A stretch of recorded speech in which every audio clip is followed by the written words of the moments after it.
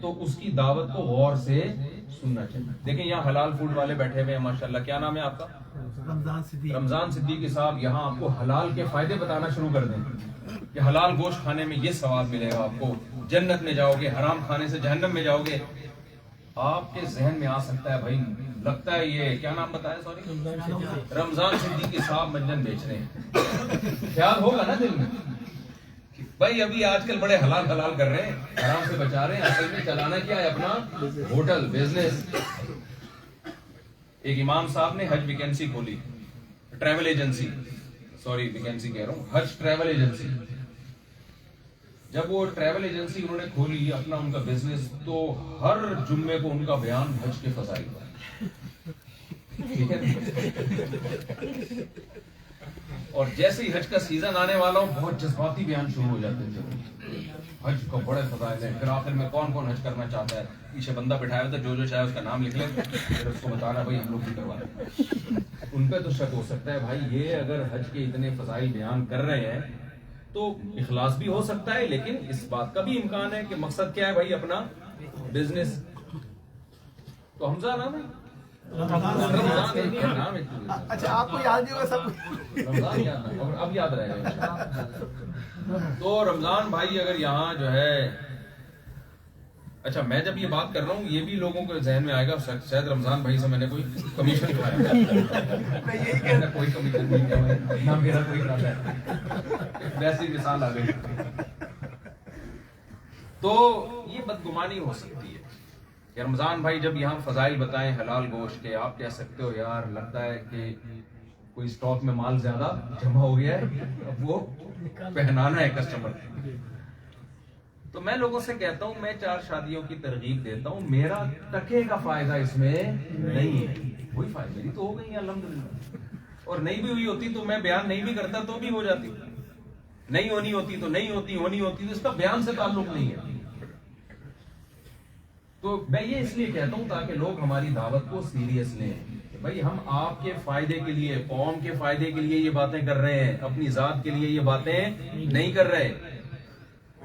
تو میں جب آپ کے سامنے بیان کر رہا ہوں یا علماء جب آپ کو اس کو بتاتے ہیں کہ قرآن و سنت پہ چلو, اسلام کو فالو کرو, اس میں علماء کا کوئی فائدہ نہیں, دنیا کا کوئی فائدہ نہیں ہے. ابھی پتا ہے ان کو یہ جو ارشاد بھائی ہیں یہ مجھے کہہ رہے تھے کہ بیان ختم کرتے ہیں بس اب گھومتے ہیں جاپان میں. میں نے کہا نہیں, اتنی دور جب آئے ہیں, حالانکہ مجھے بیان کرنے سے نا دماغ بہت بوجھ آتا ہے میرے اوپر. وہاں بھی کراچی میں جس دن بیان کی چھٹی ہو نا مجھے ایسا سکون ملتا ہے کہ بڑا مزہ آئے. تو مجھے کوئی شوق نہیں ہے ممبر پہ بیٹھ کے, کیونکہ یہ کام تو ہم کر رہے ہیں نا, جو کام کا آدمی عادی ہو جاتا ہے ویسے بھی اس میں اس کو وہ سرور تھوڑی آتا ہے, اس میں وہ تو عادت ہو جاتی ہے اس کی.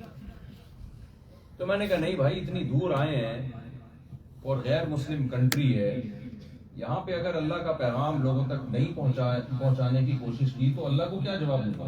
تو گھومیں گے بھی پھریں گے بھی, لیکن اصل کام کیا ہے بھائی, اصل تو دعوت کو بیان کرنا ہے, دعوت دینی ہے لوگوں کو. شاید ہماری وجہ سے کسی کو اللہ سیدھے راستے پہ چلا دے, کوئی کفر سے بچ جائے. تو میں اپنی بات کو دوبارہ وہیں سے شروع کرتا ہوں جہاں سے میں نے چھوڑا. میں یہ عرض کر رہا ہوں کہ بھائی کیا فائدہ ہے اس میں, کیوں ہم قرآن پہ چلیں, کیوں ہم اسلام کو فالو کریں, کیوں ہم اللہ رسول کی بات کو سنیں. یہ جاپانی لوگ تو قرآن کو نہیں مانتے, نہ یہ قرآن کی تلاوت کرتے ہیں, نہ ان کی زندگی میں رمضان ہے, نہ ان کی زندگی میں نماز ہے, نہ زکوٰۃ ہے, اس کے باوجود یہ کامیاب لوگ ہیں. تو ہم نے اگر قرآن و سنت کو فالو نہیں کیا تو کون سی قیامت آ جائے گی. اب سوال سمجھ میں آیا کہ نہیں آیا بھائی؟ اسی بات کو سمجھانے کے لیے نا اللہ تعالیٰ نے ہزاروں لاکھوں پیغمبر بھیجے ہیں, اس بات کو سمجھانے کہ تمہارے لیے سب سے زیادہ ضروری اللہ کی وہ ہدایت ہے جو اللہ نے آسمان سے اپنے بندوں کے لیے نازل کی. تمہیں روٹی کی اتنی ضرورت نہیں ہے, تمہیں جاپان کی نیشنلٹی کی اتنی ضرورت نہیں ہے, تمہیں معاشی ترقی کی اتنی ضرورت نہیں ہے. تمہیں اگر سب سے زیادہ ضرورت ہے تو اس ہدایت کی ضرورت ہے جو اللہ نے آسمان سے نازل کی، جس کے برحق ہونے میں دو رائے نہیں ہو سکتی۔ اس ہدایت پہ جب تک تم نہیں چلو گے اس وقت تک نہ تم دنیا میں کامیاب ہو سکتے ہو نہ تم آخرت میں کامیاب ہو سکتے ہو۔ سب سے زیادہ ضرورت ہے اس کی۔ سوال وہیں کا وہیں آگے کھڑا ہو جائے گا، بھائی یہ کیسی باتیں کر رہا ہے اللہ تعالیٰ اور کیسی باتیں کر رہا ہے قرآن؟ کیوں ضرورت ہے بھائی؟ اگر ضرورت ہوتی تو یہ لوگ چلتے، یہ تو نہیں چل رہے، ان کی ساری ضرورتیں بولو نا پوری ہو رہی ہے، ان کی تو ساری ضرورتیں پوری ہو رہی ہے، خوشحال زندگی ہے، وزن بھی ان کی مینٹین۔ اور ہمارے یہاں قرآن و سنت کے نام پہ 30-40 کھا کھا کے ہم گول ہوتے جا رہے ہیں۔ بالکل وہ ہے نا، ہم فراق یار میں گھل گھل کے ہاتھی ہو گئے، اتنے گھلے رستم کے ساتھی ہو گئے۔ فراق یار کا مطلب یار کی جدائی میں، پہلے زمانے میں یار کی جدائی میں اللہ کی محبت میں لوگ گھل گھل کے کیا ہوتے تھے؟ دبلے۔ اب ہم الٹے ہوتے جا رہے ہیں، جتنا مذہب کو فالو کرتے ہیں ہمارا ویٹ بڑھنا شروع ہو جاتا ہے۔ تو دیکھو یہ جو اشکال پیدا ہو رہا ہے نا آپ کو کہ کامیابی اگر قرآن و سنت پر، اللہ اس کی باتوں پر عمل کرنے میں ہوتی تو یہ لوگ زیادہ کامیاب ہوتے۔ یہ سوال اس لیے آپ کے ذہن میں آ رہا ہے کہ کامیابی کی ڈیفینیشن آپ کو معلوم نہیں ہے، آپ غلط چیز کو کامیابی سمجھ بیٹھے ہو۔ آپ کامیابی کس چیز کو سمجھ بیٹھے ہو؟ غلط چیز کو۔ اللہ تعالیٰ یہ بات بھی آپ کے دماغ سے نکال کہ جس چیز کو تم کامیابی سمجھ رہے ہو وہ حقیقت میں کامیابی نہیں ہے۔ یہ دنیا ہے مسافر خانہ، حالت سفر میں آپ کو اگر بزنس کلاس مل جائے اس کو کامیابی نہیں کہتے۔ ایک پھانسی کے مجرم کو بزنس کلاس میں بٹھا کے ٹرین میں لے جایا جا رہا ہے اور آگے پشاور میں اتار کے اس کو پھانسی کے پھندے پہ لٹکایا جائے گا تو کوئی شخص آ کے اس سے کہے تو کامیاب ہے، اور ایک اکانومی کلاس میں دروازے پہ لٹک کے سفر کر رہا ہے اور پشاور اسٹیشن پہ پہنچنے کے بعد پورے پروٹوکول کے ساتھ اس کا استقبال ہونے والا ہے، وہ غلطی سے غلط ٹرین میں بیٹھ گیا۔ میرے ساتھ تو ایسا ہوا ہے، میں غلطی سے غلط ٹرین میں بیٹھ گیا تھا تو پوری ٹرین میں ہی میں ایسے ہی گیا ہوں۔ صحیح ہے نا؟ اس نے کہا مجھے وہ جو نہیں ہوتا جو ٹی ٹی والا، اس نے بولا کہ اگلے اسٹیشن پہ آپ کو آپ کی اوریجنل ٹرین مل جائے گی، اگلے کے چکر میں اسی طرح پہنچ گئے ہم۔ لیکن جب میں لاہور پہنچا ہوں تو استقبال کے لیے سی لوگ کھڑے ہوئے تھے۔ کبھی بھی موجودہ حالت کو دیکھ کر کامیابی یا ناکامی کا معیار متعین نہیں کیا جاتا، ہمیشہ منزل کو دیکھا جاتا ہے، فیوچر کو دیکھا جاتا ہے۔ جس کا فیوچر اچھا ہے وہ کامیاب ہے، جس کا فیوچر برا ہے وہ ناکام ہے۔ اب یہ فیوچر کیا ہے بھائی؟ آپ کہہ سکتے ہیں بھائی فیوچر کا تو کسی کو کچھ بھی پتا نہیں ہے، ہم تو ابھی حالت دیکھیں گے۔ آپ کے ہاں کوئی بچی کے لیے کوئی بندہ آیا رشتہ لے کے، آپ کہتے ہیں بیٹے کیا کماتے ہو؟ وہ کہتے ہیں ابھی تو کچھ نہیں کما رہا، فیوچر میں 1 کروڑ روپے کماؤں گا۔ دوسرا آیا بیٹا کیا کماتے ہو؟ 1 کروڑ روپے کما رہا ہوں، فیوچر کا کچھ پتا نہیں ہے۔ کس کو دو گے؟ جو کما رہا ہے بھائی، کیا خیال؟ یہاں ایک سیکولر اور لبرل لوگ دماغ میں وسوسہ ڈالتے ہیں، ابے فیوچر کس نے دیکھا ہے؟ یہ مولوی لوگ فیوچر کی باتیں کر کر کے تمہاری 4 شادیاں کرا دیتے ہیں اور تمہیں جنت کی لالچ دے دے کے تمہارا بیڑا غرق کرا دیتے ہیں، نہ دنیا کے رہتے اور مرنا تو سب نے ہے، تو فیوچر کا کیا پتا یار کیا ہوگا؟ حال کو دیکھو، ابھی کون خوشحال ہے اور کون بدحال ہے، اس کو دیکھو، فیوچر کی ایسی کی تیسی۔ پھر یہی مثال ہو سکتا ہے دیتے بھئی یہ کبھی کما رہا ہے یار، میں کہوں پاکستانیوں کا فیوچر بہت اچھا ہے لہذا ہم جاپانیوں سے زیادہ کامیاب ہیں، کوئی مان لے گا اس بات کو؟ بولے گا پتہ نہیں اس سے بھی بدتر نہ ہو جائے جو ابھی چل رہا ہے، ہو سکتا ہے اس سے اللہ کرے اس سے اچھا ہو جائے، امید پہ دنیا قائم ہے۔ حال دیکھا جاتا ہے بھائی، تو یہ بات بالکل درست ہے کہ فیوچر کا کیا پتا،